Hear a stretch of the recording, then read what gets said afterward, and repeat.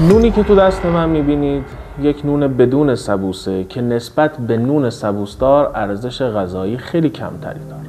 اما چرا میان سبوس گندم رو از اون جدا میکنن و یک نون بیکیفیت رو به دست ما میرسونن؟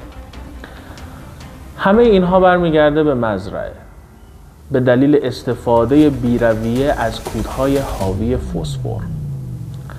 وقتی که کشاورز از کودهای فسفاته بی‌رویه و بدون آگاهی استفاده میکنه، در سبوس گندم تجمع اسید فیتیک پیدا میشه.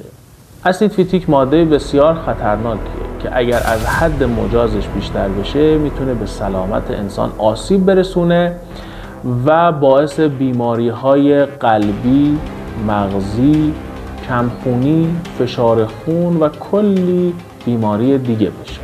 حالا به چه صورت این اسید فیتیک عمل میکنه و چرا باعث این همه بیماری که گفتم میشه؟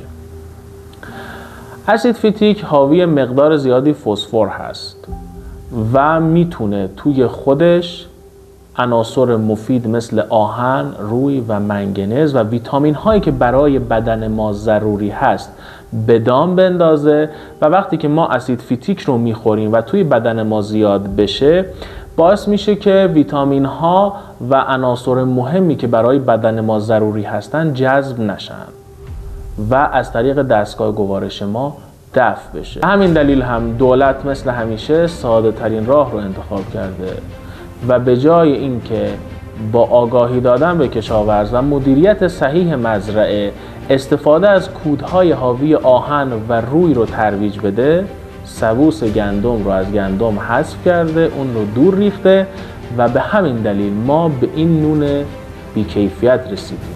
پس متوجه شدیم که یک مدیریت صحیح در کوددهی گندم چقدر میتونه بر سلامت انسان و جامعه تاثیر گذاره.